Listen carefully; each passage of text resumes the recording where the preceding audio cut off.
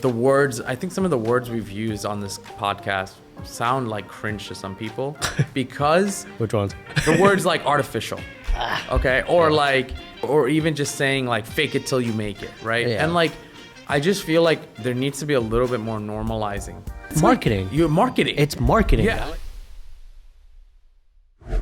So one of the comments we got on the last episode, Leonardo Plabani, shout out to him.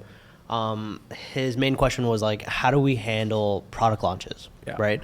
And I think the biggest thing around product launches is this whole idea of furthering brands' LTV, right? And in this like marketing environment, LTV has been that buzzword that everyone's trying to play into, right? With rising acquisition costs, right? Facebook, TikTok, everything is just, it's very, very difficult to be profitable on the first order, right? So the biggest thing that we've leaned into now is LTV.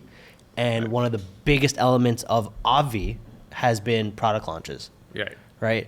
I mean, last year we did how many? We did about 26 product launches last year, so one every 2 weeks. And just tired thinking about it. Yeah, it is tiring, but it was phenomenal to see that we gave our customers 26 reasons to come back. And I think layered on top of even LTV and cost per acquisition going up, I think the biggest piece is there's almost no loyalty in customers these days. And I think the reason is there is so many brands coming out. While we record this podcast, there's probably 2 to 3 new brands literally coming out, right, as we speak. There's no barrier to entry. So you need to create such a sticky point with your customers. And although your one SKU could do well and it could work wonders, people are naturally more inclined to getting bored or exploring other things because there's so much more out there. So that product innovation gives you the ability to keep them sticky. I agree. So I think maybe let's kick it off with how do we approach product launches? Maybe let's go through the whole like from start to finish, right? For anybody listening out there, put this in your head. Consider product launches, right? Consider limited edition drops that can further increase your LTV, and we'll kind of give you the playbook of how we do it so that you can take it and apply it to your business. Yeah, and I think on top of everything is layering scarcity. I think innovation can't come in today's market. Creating, whether it's artificial or natural scarcity, you kind of need to do it because otherwise a customer is kind of shrugging their shoulder and saying, do I have to spend this money right now? Or even if they want to. And scarcity kind of is that key. So let's kick it off. I think there's a lot of different angles to cover, but probably the top ones are, when we do think of a concept of wanting a new SKU, right? How do we involve our customers and community? Right. Then from there we go for product development, right? Then creating a marketing plan, which requires hype on website, app, postcards. What are those steps? Social, SMS, email, and then I think we also layer on just a big piece around how is the business elements going to work with this, right? How do you finance this? How do you make this fit your operation? So maybe we kick it into like, how do we like get this idea of what product next first? One of the biggest things I've noticed is that founders who get into business, they obviously have a vision for what their brand is going to be, right?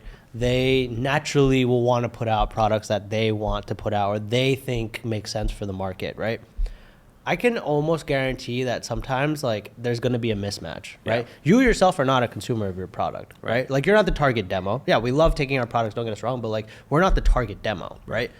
How do we know what our consumer wants without asking them? And who are we to tell the consumer like, oh, you need this when in reality they don't, right? So I think one of the biggest things is, one, if you have a community, right? If you don't have a community, you should be building community, right? And that could be another episode altogether, right? But if you have, a decent customer base that has, some affinity towards your brand, just ask them. What do you want? Like, what are you gonna open up? When you say ask them, tactically speaking, what should someone create? So I think for us, we've always sent out surveys, right? This is the easiest thing that you could do, like right now. Like right now, go to our favorite platform for that? Typeform. There you go. Typeform.com. Not a sponsor, not affiliated, not hashtag, not an ad. But go check out Typeform, even Google Forms, Yeah. whatever it is. Just Yeah. get some feedback. Like build a form on your website, right? Yeah. Literally, just get the data from your consumers, your VIP customers. Just be like, hey, what are you enjoying from the brand right now? Yeah. What would you enjoy from the brand? And just literally list out all the things that they put in, right? Leave it open ended. And leave another section. Like leave it open ended, because the amount of ideas that you can get from this is unreal, right? Like we thought we wanted to launch so many products, and like it never showed up in the surveys. It never showed up. Yeah. Right. Yeah. And there are certain products that like showed up that we were like shocked about. Shocked. But right. we would never launch. Exactly. Right. And I think one of the biggest ones was actually the pre-workout that we just dropped, because technically it's not really beauty related. Right. But It's not. the consumers wanted it. Right. So survey. Right. Survey. And then how do you incentivize? A lot of people understand, okay, I'll create the survey. Yeah. We typically do 4 to 5 questions, by the way. I don't think go above 5 questions because people lose interest. Point is just get what you need out of them. Yeah. But let's say people create the survey on Typeform. Yeah. It's the distribution now, right? Mm-hmm. Let's talk SMS, email, right, on getting people. Why do people fill out our survey? Yeah. Right. And what does that incentive look like? Yeah. I mean, there's so many ways you can incentivize this, right? And oftentimes you don't even need to, right? If you do have, a loyal audience, they'll give you the answers right away. Yeah. But again, right, there's no harm in incentivizing it, right? With the discount code, credit towards a shop, entered to a giveaway, whatever it is, right? So survey, we create it. Now it's circulating it, right? Yeah. Our biggest channels for this would be SMS, email, our Facebook community, app. Yeah. Shout out to Tapcart, and sometimes I think those are the four main ones, right? But basically, what you're doing is you're getting it to all your customers. I would probably segment this a little bit. Possibly like the people who've bought 2 or more times, just so that you're getting right to your brand loyalists, and right? people who are used to buying one more time. Exactly, right? Like those are the ones that are going to open up their wallets, right? So sending it out and getting that information. Yeah. Okay. How do you interpret all these answers? Like, what's the next step after that? I think one thing something like Typeform does a really good job with, again, Google Forms can too, just create a good pivot table. But Typeform does a really good job of just letting you know what won, right? What is the top result? And I think what we do is we'll usually take the top 3 results. Okay. So for example, when we were coming out with flavors last year, we would take sometimes the top 3, top 4 flavors. And now the next point is all right, let's not overthink this. Take these 3 flavor names and get it to our manufacturer, right? And our manufacturer is now queued to saying, all right, we're going to create samples. And for people who don't have consumables or flavors involved, right, it's a similar process, right? You're going to get ideas of products, right? If you have a company that sells quilts, right? You're going to have different designs and styles. Somebody still has to go and create it for you, right? Or you have to R&D it. So that's the next step. I think it's taking literally the answer and saying, hey, we need samples to see if we can make this work. Yeah. And founders, put your ego aside, right? You might see an answer where it's we would never come out with that flavor. Yeah. Or even personally, there's certain flavors that show up on our survey, right? So for those of you who don't really know what we sell, right? At Alvi, we sell super collagen protein. It's flavored. So there's certain flavors that pop up time to time where we're I would never take that. Right. But if the majority is, then who are we to say no, we're not going to do it, right? So put your ego aside. Listen, if somebody wants a banana, coconut, nut, whatever it is, and I hate coconut, but 90% of the community wants it, it's a cheat code. It's literally 100%. A cheat code. They're telling you what they're going to pay their hard-earned money for. Yeah. Put it out, right? Yeah. So getting the samples in and having that delivered here. And I mean, again, if you follow us on Twitter, Ron posts our tastings, and we literally just go through everything. Yeah, go through it all. I think that's the biggest piece, and we'll even sometimes show it to our customers. Part of this, when we go back to the survey real quick, and not to harp on it, but making your customer feel like they're following the journey is huge, right? So even when you're incentivizing them, sometimes the incentive, like Ash said, you don't even have to incentivize, just letting them know, hey, you choose what's coming next, right? And then letting them know, like, hey, we're now sampling, or we're doing this, right? Waste an email or an SMS on that, right? Because it's letting them know, like, oh wow, they actually are. It's an investment right into work. Yeah, exactly. It's an investment into your LTV. Yeah, and then once moving on from the product piece, right? I think once you have what you feel is the right product fit based on what people have asked for, right? Now it's like, okay, you're gonna order that product, right? And I think for us, we're not gonna harp on this too much because I think everyone's heard it, but minimum order quantity. Don't go all in. MOQ, baby. MOQ is huge for us. Every even deposit we put on, it goes through Plastiq. Plastiq pays our ACH via a credit card. The credit card we use is Parker, which gives us net 60. So right off the bat, even putting a deposit on a new product idea, we're not out money, right? We're out just the work that we had to do to get this product there. Right. Chew on This is sponsored by Plastiq. Stop paying ACH from your bank account and start paying it via credit card by using Plastiq. Mention Chew on This to your Plastiq rep and get an offer which will have you creating amazing cash flow for your brand starting today. So now the product's in development and we're off to the races in getting hype going. So what's that look like? Yeah, so this is the fun part of it, right? Where it's like, okay, cool. Now you've nailed down the flavor, right? You've tested it. You've put in the order in. And I think there's one thing right around there that you mentioned earlier is the scarcity around it, right? Yeah. We're not putting in huge orders for this, right? No. Luckily, we've been seeing it more and more. Yeah. But I think what's really cool is if you layer really good hype. Yeah. Right. Yeah. And I think that's where this next step of like when you layer on how you're going to present what's about to come out, you have to make each product, each flavor, each SKU, no matter how big or small it is. Yeah. Go through the gauntlet of this hype process where it's like you're literally about to change the world all over again. Like we just landed on Mars type of thing, you know? And that's what we do. And it's been the same format over and over and over again. So what is that like hype piece, right? I think it's like routine now.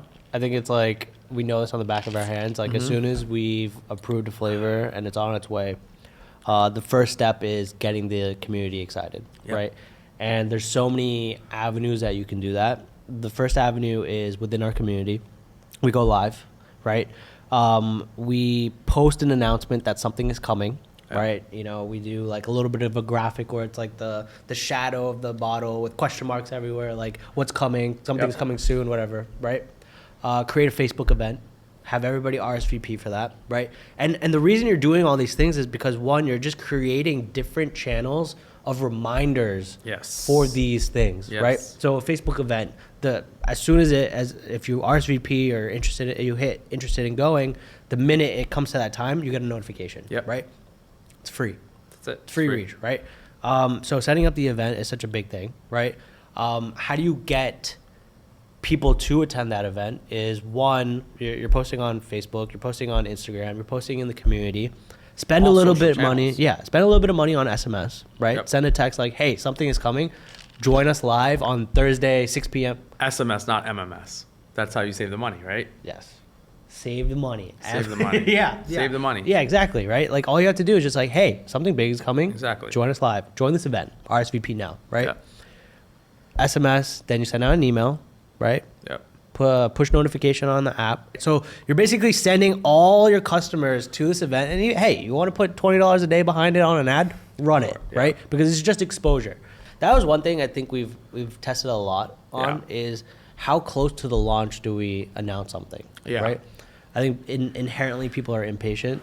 So if it's anywhere from like more than a week out, you've built the hype and then it dies out, right? Yeah. So if you can kind of prep everything in the background and start this like hype process, like maybe within a week of launch, right? Sometimes we'll go live on a Wednesday and launch on a Friday night or launch on a Sunday night, right? So and our product is still in transit to arriving to the warehouse, which is one really cool thing we do layered on top of all this is as soon as you create product, I don't see a lot of people do this, but create mock-ups. Ask your manufacturer that, hey, listen, I'm going to place this order, but I'm going to need at least 3 to 4 variations of this or 3 to 4 mocked up versions. Like we literally ask for empty tubs with just the label, right? And we say, I need 6 of these, so we can send it out to our photographer. So we're now ahead of content, and we can send it out to our closest community members. So now we have some more UGC, and we send them to the HQ so Ash and I can go live with it.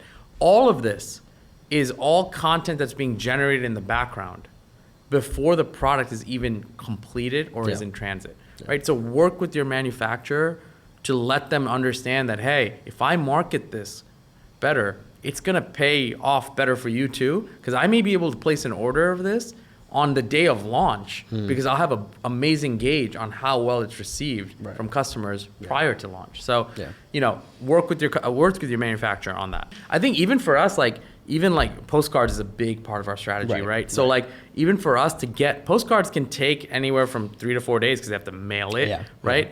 Even for us to time that properly with our launch, like you know, we work with Postpilot, and we'll get them renders of an upcoming product, and it's like, hey, can you get this postcard ready? Want it to this segment that they'll, you know, they create all the content and stuff around it. But what's really cool is all of this is happening because we've decided on what we're gonna go with from the very beginning, and the clock start working, you know, and all that's happening in the front end is, hey, something's coming out, but what's really happening in the back end is everything's almost done and it's ready to go. Getting content made, the ads are made, the website graphics are made, everything's made, right? So without rushing into it, let's at all. So we've announced it, right? Now something's coming soon. Everybody knows what's happening, right? You kind of send out one more push on SMS, email, push notifications in the community. Hey, Caramel Macchiato is coming soon. It's coming this Friday, 12 a.m. Set your alarms. And we're sending maybe, how many do you think between that few days of launch to like launch, how many reminders? I think if there is that like 2 to 3 day, you know, you kind of maybe one big one right before. Especially SMS and email. Push notifications, which is honestly the biggest hack, is because it's entirely free. Right? And the reach is insane. So I think on push notifications, I spam that thing like it's like there's no tomorrow. Like 3 days left, 2 days left, like 24 hours left. But what you can do is that when you are sending out these notifications, you can send it to a product page where you can sign up for notifications, right? So if you don't necessarily have everybody in your ecosystem, right, whether they're on the community, but you don't have their email, but you don't have their SMS, right? If you have their email, but you don't have their phone number, or you have their phone number, but you don't have their email, like using this as a moment to collect everything of your consumer. Even on like Tapcart, like I think one of the biggest things is just setting up push notifications, right? Like some of the biggest hacks we've done is, especially when we go live, it's like, hey, you want early access to this? Download the app. Download the app. Oh my God. That's download the app, and you'll get if you download the app, you will get access to this product 3 hours early. Right. And you should see like the spike in downloads, the spike in signups for notifications, just because people want it 3 hours earlier. Because we're prone to selling out. People know that. You've so created like, how that do you demand. Secure that like purchase, right? The other big thing because we're on this kind of conversation real quick, is like one thing that people don't realize is post iOS and privacy changes, right? People can opt out of email, SMS, all this stuff, right? And one thing you don't realize about Tapcart and just the app creation idea is when you're subscribed to push notifications, it's not a privacy thing. Right? So your hack is 100% of the people that are subscribed there are 100% of people you have access to, right? Versus like, think about all the other platforms that have opt out and privacy things going on. And so for us being able to, first of all, you can create an app with Tapcart in what? A week. 10 days, literally a week. You know, and it's pennies on how much money it'll make you. So whether or not you're even considering it, just the idea of knowing that you'll have a marketing tool layered on top of it is huge. But I think that's the biggest piece, is just creating that demand. Right? Is like, hey, we're gonna sell out. So whether or not you are deciding to buy, we're going to let you know all the places you could buy. And for the super users, we're going to tell you how to get it even earlier. Yeah, exactly. I think we did an app first launch with Peppermint Mocha. Yeah. 2 Decembers ago. 2 Decembers ago, yeah. Right? So Peppermint Mocha was a highly requested holiday flavor, right? And we decided, this was around the time we launched our app. Yep. Because we're like, okay, how do we get downloads? How do we like force people to get in this ecosystem, right?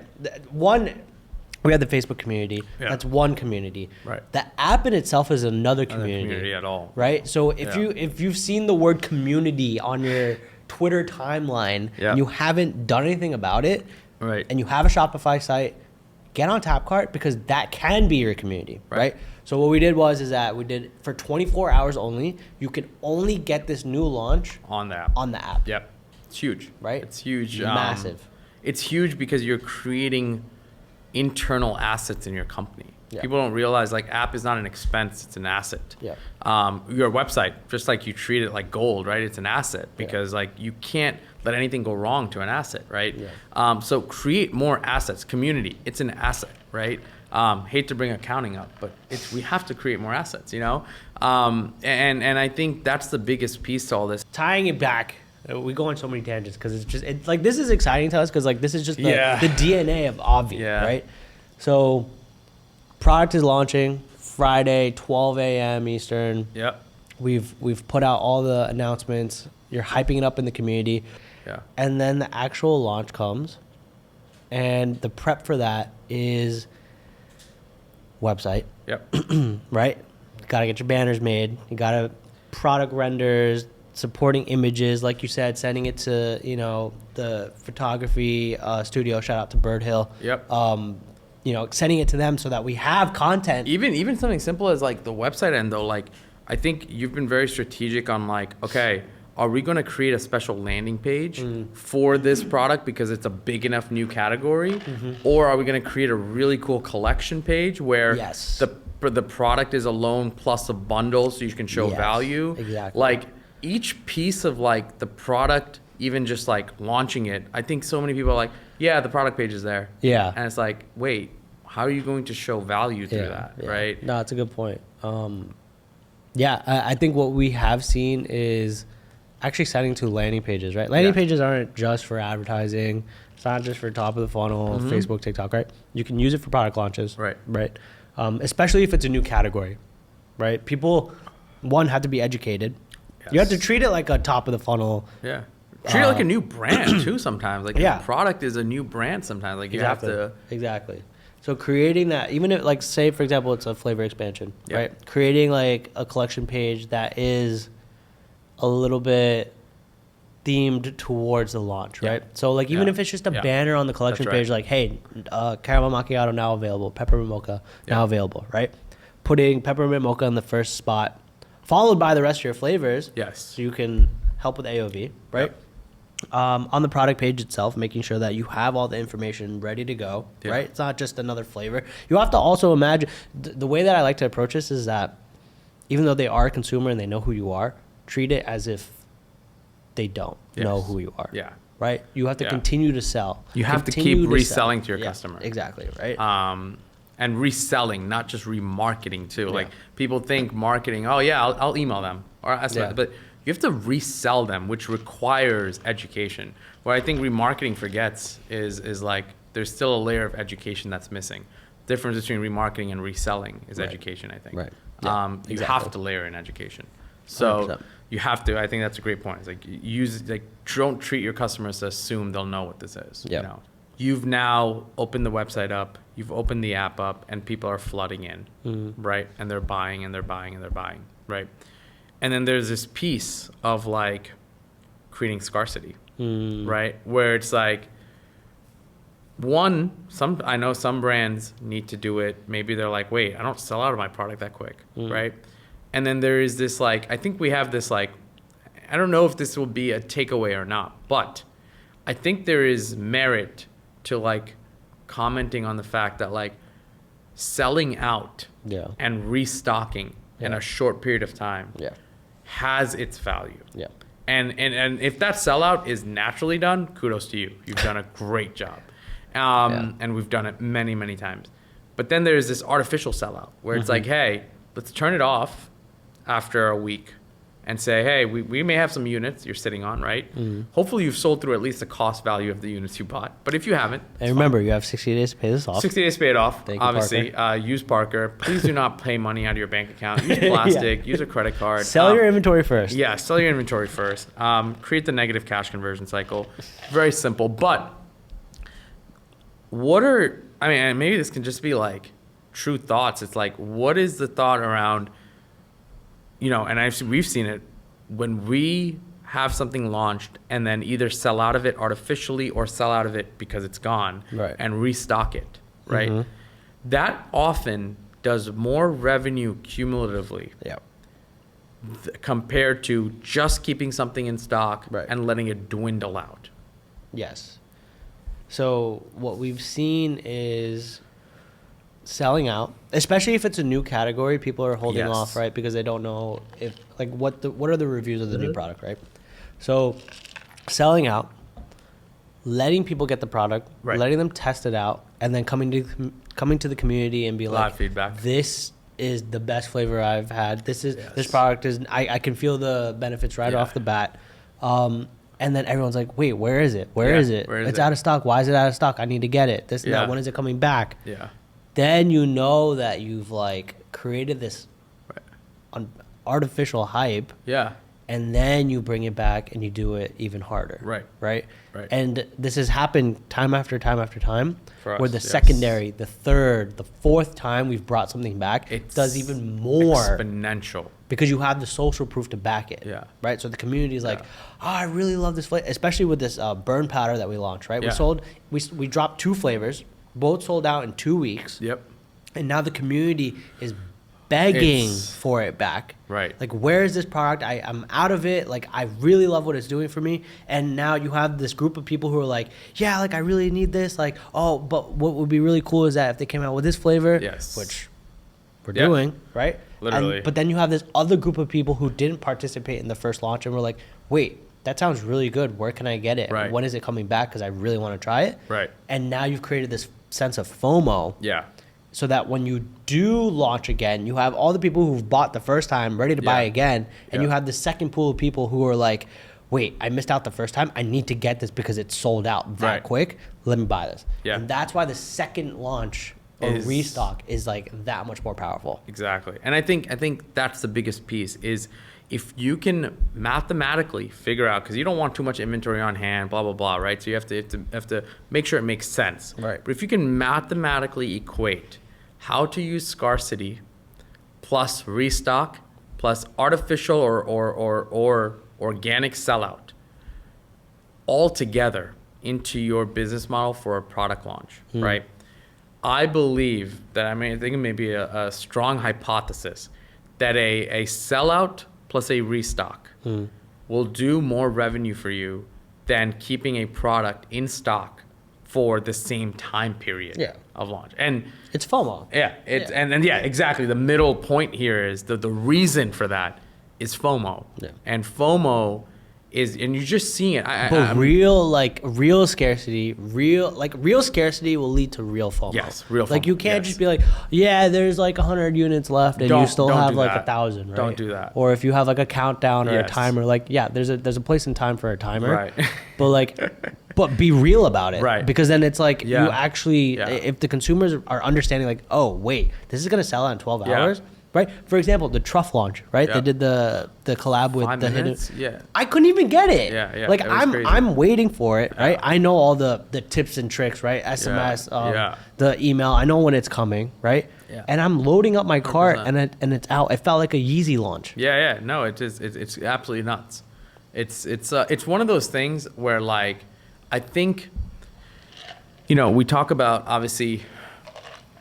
The words, I think some of the words we've used on this podcast sound like cringe to some people because which ones? The words artificial, okay, or or even just saying fake it till you make it, right? Yeah. And I just feel there needs to be a little bit more normalizing of some of these things. It is. Because It's marketing. Like, you're marketing. It's marketing, Yeah, guys. like It's you marketing. need to change the way you're marketing. Yeah. And there was no such thing as like a negative. There used to be these negative connotations, stigmas attached to these words, but an artificial sellout is what it is. It's an artificial sellout. It's saying, hey, I have more products, I have more units of these, but I don't want to sell them anymore. And guess what? Those who didn't get it, too bad. When I come back, you'll get it. That's still a marketing tactic, Yes. right? So employ and start to like feel good about these things, and not always create like, oh, well, we don't do that. Yeah. Like it shouldn't be shunned upon. And so I think that's pretty important. No, and honestly, let us know what you guys think about that. Like, do you agree yeah. with us? Do you disagree with us? Leave in Yeah. the comments, tweet at us. Listen, like, Yeah. hey, like that's really like scumbagish. Like, okay, let us know. Like, Yeah. let me know if I'm a scumbag. And I'll get a sweater made saying scumbag, like scumbag marketer. Like that's. Speaking of it, Oh yeah. Merch.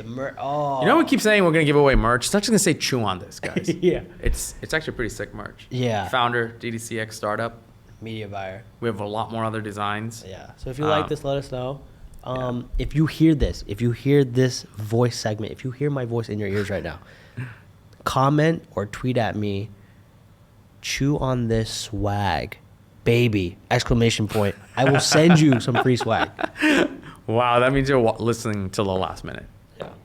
Well, before we wrap up, I know we love to talk about the 2 tactical takeaways. Yeah. Okay. And something to have you guys chew on and go and apply to your business. Yeah. Or your agency, whatever it may be. I think I'll talk about number 1, which I believe is talk to your customers. Yeah. This means survey them to find out the product. Yep. It means talk to them to fill out the survey. It means talk to them to let them know that you're coming out with something that they asked for. Yeah. Talk to them on a live. Talk to them in all different formats. Yeah. Talk to your customers and put a face behind it, behind your product, behind your brand, whatever it may be. Because without that, I really don't think people will understand what's going on in the background. Right. Right. It's a cheat code. It's literally a cheat code. Yeah. Ask your customers what they want.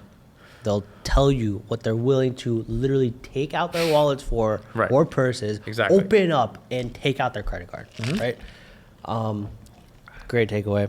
The biggest one that I would say, which kind of ties into this whole thing, right? It's building that community that you can circulate these things to, right? Like a survey or whatever it is. Building a community, right? So my biggest takeaway is, 1, if you don't have something going on, consider it. Create a Facebook community. If your brand is not, if your demo is not on Facebook, Slack, Discord, whatever it is. Right. I think the biggest thing that people can do right now is sign up for a demo with Tapcart. Yeah. Right? Listen, we've been using Tapcart for 2 years. Okay? There is this level of building a community on this side, building up your push notifications, subscribers, everything. If you have a Shopify store, it's very easy to sign up for Tapcart. Just book a demo. Listen, the guys, the team at Tapcart is great. Book a demo with them. They gave us a pretty cool promotion. Yeah. Right? If you book a demo now, It's tapcart.com/chew on this. It's 3 months free, 3 months free. which is like 3 months why free. wouldn't you do it? So it took us about a week to set up the app. Yep. It took a few days to get back like the design on like the banners to make it look, nice, whatever it is. You have 3 months after that to like just test it out. At the same time, you could have a whole product launch in 3 months. Yeah. So tie this into it, right? 1, send out a survey. 2, hey, have a product specific drop on the app. Yep. And watch how your numbers change, Yeah. right? Like 10% of our revenue is on the app. And a lot of people ask like, oh, is it incremental? Is it this and that? Yeah, it is. Because 1, when we look at the different cohorts of VIP customers, like just, people who've bought 2 or 3 more times, the people who haven't shopped on the app versus the people who have shopped on the app, LTV inherently is much higher. Yep. AOV on the app is higher. Conversion rate is higher, right? And then the fact that you can, one, manage your rewards, your subscriptions, track your orders, huge, right? Okay. But the one thing that brands forget to do is that the app it can't just be another store for you, right? Yeah. You need to provide value, right? And for us, it's blogs, it's recipes, it's videos, it's everything else that like, hey, we have these products. You want to know how to learn? You want to learn how to use them? Yeah. Recipes. We have so many recipes on there, right? So like, download the app. Here's a recipe. But the biggest thing I would say is build your community. Start building a community, whether it's on Facebook, whether it's on the app. Start somewhere, because then you can tie it into the product launch, which now that you have the whole playbook, you guys should be thinking about how you can come out with a new product that's supplementary to your current, whether it's a flavor expansion. If you're doing apparel, it's, I mean a new design, anything. right? Yeah. If you're in food and bev, a new flavor, whatever it is, just consider it, get the information from your customers, and use the community to get that information. Yeah. No, that's excellent. Chew on that. Chew on that. Cheers.